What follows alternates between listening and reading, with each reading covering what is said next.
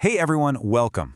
To all you future doctors and MBBS students out there, we are bringing you a seriously high-yield exam masterclass on bacterial genetics today. In this explainer, we're going to review the entire system, literally from the foundational blueprint of the bacterial genome, all the way up to the protein-making machines and those sneaky genetic upgrades that make bacteria so incredibly resilient. So get ready to take some note because we are absolutely packed with the exact memory tricks and high-yield facts you need to secure top marks on test day.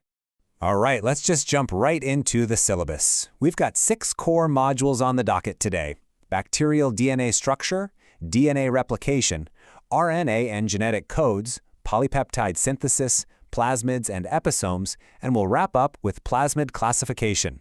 Let's get to it. Module 1. Bacterial DNA structure. Think of this as the master blueprint. So right off the bat, we have the classic Watson and Crick double helix model. You absolutely got to be able to visualize this for your exams. Just picture this structure: a backbone made of deoxyribose sugar and phosphate groups with the nitrogenous bases holding the 2 strands together right in the middle using hydrogen bonds. Visualizing this core structure is step 1 in really understanding how genetic info is stored. Now here's where we get into the high-yield stuff examiners absolutely love to test.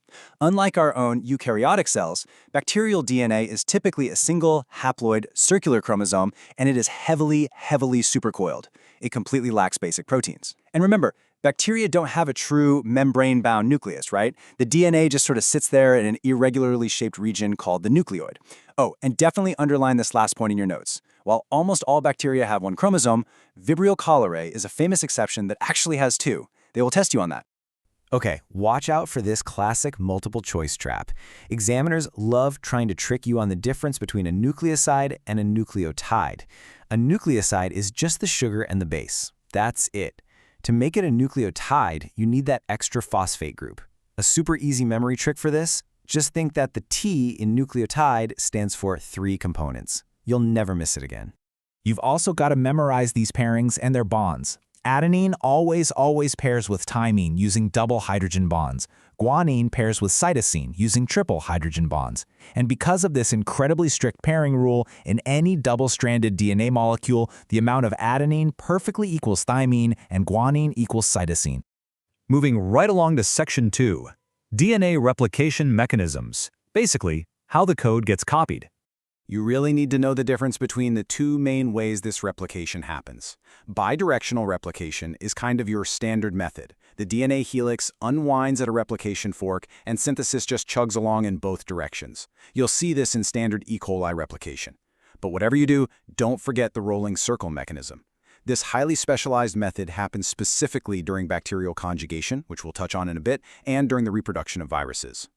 Listen, if you only take away one concept from this entire section, make it this enzyme table. Use the mnemonic heavy tension produces ligation, HTPL, to flawlessly match each replication enzyme to its exact exam-tested function. H is for helicase, which unwinds the DNA. T is topoisomerase, things like DNA gyrase, which relieves the heavy tension generated by that rapid unwinding. P is for polymerase. And remember, polymerase 3 is the major player actually adding nucleotides from the 5' to 3' direction, while I and 2, well, they mostly handle repairs. Finally, L is for ligase, the biological glue that joins the fragments together. Heavy tension produces ligation. Boom. Easy points. All right, Section 3, RNA and genetic codes. The messenger. This is such a classic comparison. How does RNA actually change the game from DNA? Well, 2 high-yield ways. First, the sugar is swapped from deoxyribose to ribose. Second, the nitrogenous base thymine is completely replaced by uracil. Literally, whenever you see uracil on a test, you know for sure you're dealing with RNA. So the messenger RNA carries the code out in sets of 3 bases, right? We call these codons. Out of 64 possible codons, 61 are sense codons that direct the production of our 20 amino acids. Pay special attention to the 3 stop or nonsense codons: UGA, UAG, and UAA. And here is a massive exam tip. The start codon, AUG, codes for methionine in eukaryotes, but in prokaryotes, like our bacteria, it codes specifically for a modified version called N-formylmethionine, or FMET. Do not miss that distinction, it's a huge point score. Which brings us to Section 4, polypeptide synthesis, the protein assembly line. To completely nail the translation sequence on test day, just use this simple mnemonic. I enjoy tasting tea. IETT. First, initiation. The ribosome assembles itself around the mRNA. Second, elongation. Transfer RNA brings in amino acids to build the chain. Third, translocation. The ribosome shifts down to the next codon. And finally, termination. A stop codon is reached, and the finished polypeptide is released into the wild. I enjoy tasting tea. Okay, Section 5, Plasmids and Episomes. Think of these as the bacteria's bonus upgrades. Take a look at the physical difference here between a plasmid and an episome. Plasmids just kind of hang out as free-floating circular rings of DNA in the cytoplasm, totally separate from the main bacterial chromosome. An episome, though, that's simply a plasmid that has physically integrated itself directly into the main bacterial chromosome. The main takeaway for your exams is that plasmids are double-stranded, circular, and extrachromosomal. They are not essential for the bacteria's basic life, they just offer cool perks, and a single cell can actually carry 40 or more of them at once.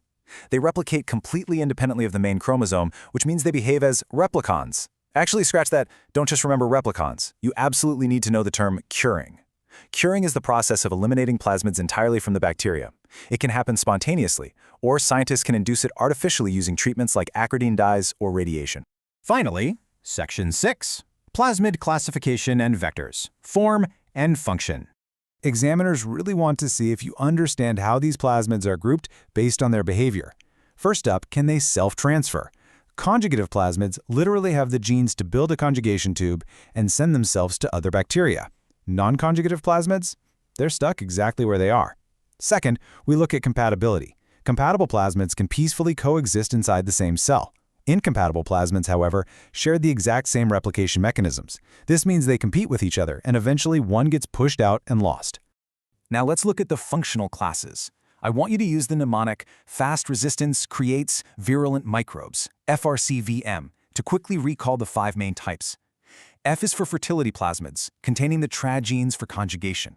R is for resistance, specifically to antibiotics. C is for call plasmids, which produce bacteriocins that actually kill off competing bacteria. Savage, right? V is for virulence plasmids that carry toxins. And M is for metabolic plasmids that let the bacteria digest unusual things. Fast resistance creates virulent microbes. If you're aiming for absolute top marks, and I know you are, memorize these specific examples. Examiners love asking about E. coli. The heat label and heat-stable toxins of E. coli, along with its K88 adherence antigens, are all coded by virulence plasmids. For metabolic plasmids, just remember that they allow the digestion of really complex, unusual substances like toluene, salicylate, and camphor. So, we've seen exactly how bacteria use these plasmids to survive, share resistance, and become highly virulent. But that leads to a pretty fascinating question. How can modern medicine actually use this machinery to our advantage? Well, because plasmids naturally transfer DNA from one cell to another, scientists use them as vectors in recombining DNA technology. We can literally insert artificial genes into a plasmid, pop it back into a bacteria, and turn that bacteria into a microscopic factory for human protein production, or even use them in advanced gene therapy. It is the ultimate tool for genetic engineering. So we've gone from looking at a supercoiled DNA blueprint all the way to harnessing bacterial upgrades in the lab. If scientists can hijack a simple plasmid to turn a bacteria into a factory for human insulin, what other incurable diseases might these microscopic mechanisms help us conquer next?